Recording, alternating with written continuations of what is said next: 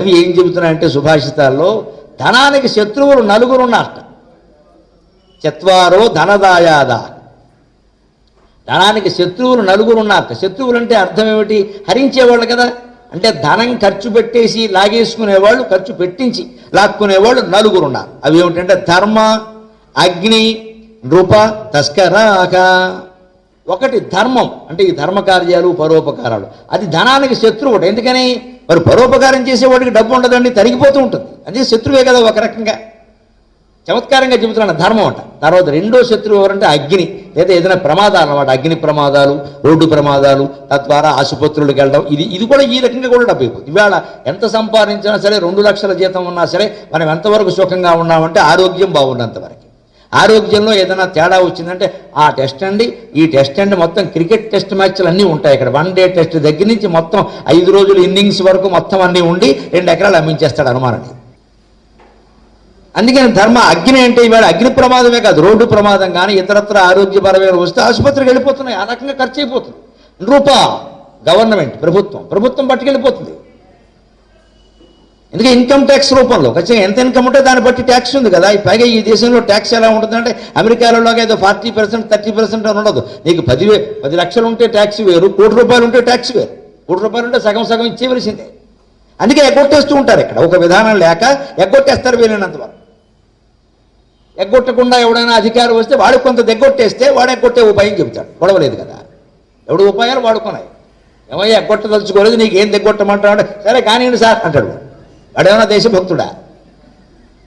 అందుకని ధనానికి శత్రువులు. ఒకటి ధర్మ కార్యాలు, పరోపకారాలు, ఇలా చేపట్టే కార్యక్రమాల వల్ల డబ్బు అయిపోతుంది అనుమానం వల్ల. రెండవది ప్రమాదాలు, మూడవది ప్రభుత్వం, నాలుగవది ఉందండి తస్కరాహ, దొంగలు.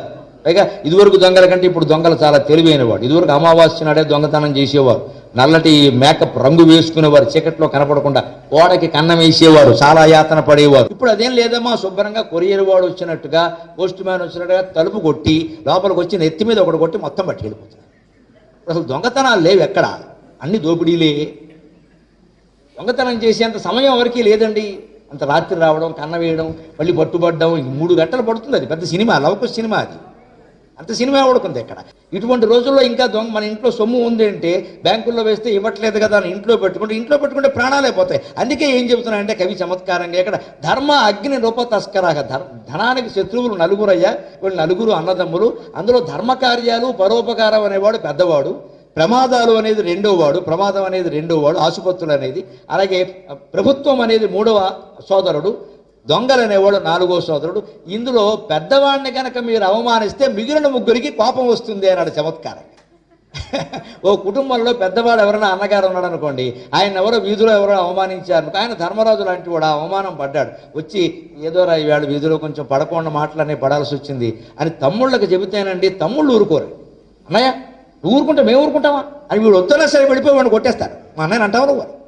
అంత పౌరుషం ఉంటుంది ఖచ్చితంగా. అందుకని ధర్మం అనేటువంటి జ్యేష్ఠ సోదరుణ్ణి మీరు పరోపకారం చేయకుండా అవమానిస్తే మిగిలిన ముగ్గురు తమ్ముళ్ళకి కోపం వచ్చి ప్రమాదాల రూపంలో కానీ, ఆసుపత్రుల రూపంలో కానీ, దొంగల రూపంలో కానీ, ఇతరత్ర ప్రభుత్వం పన్నుల రూపంలో కానీ మీ డబ్బులు పోతాయి, జాగ్రత్తగా ఉండండి అని చెప్పాడండి కవి. ఎంత చమత్కారంగా చెప్పండి. చత్వారో ధనదాయాదాక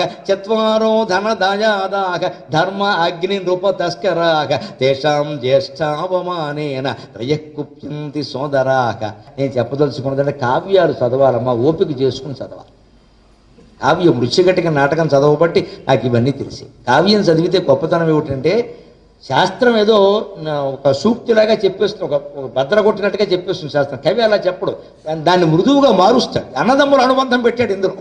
ధర్మం పరోపకారం పెద్ద సోదరుడు, ఈ దొంగలు, ప్రమాదాలు, ఈ ప్రభుత్వం, మిగిలిన ముగ్గురు తమ్ముళ్ళు. పెద్దవాడిని అవమానం చేస్తే కింద వాళ్ళ కోపం వస్తుంది కదా, నువ్వు పరోపకారానికి నీ ధనం వెచ్చించకపోతే ఈ ముగ్గురికి కోపం వచ్చి మొత్తం పట్టుకుపోతారు. కుటుంబ సంబంధంతో అన్వయించి చెప్పాడు కవి. చమత్కారం అంటే అర్థం అది. అప్పుడు మనసులో నాటుకుంటుంది, ఖచ్చితంగా చేస్తాం. అంతేగాని నీవు పరోపకారం చేయము, నీకు పుణ్యము వచ్చి ఉంటే నాకు అక్కర్లేదంటాడు, గురి చేయి.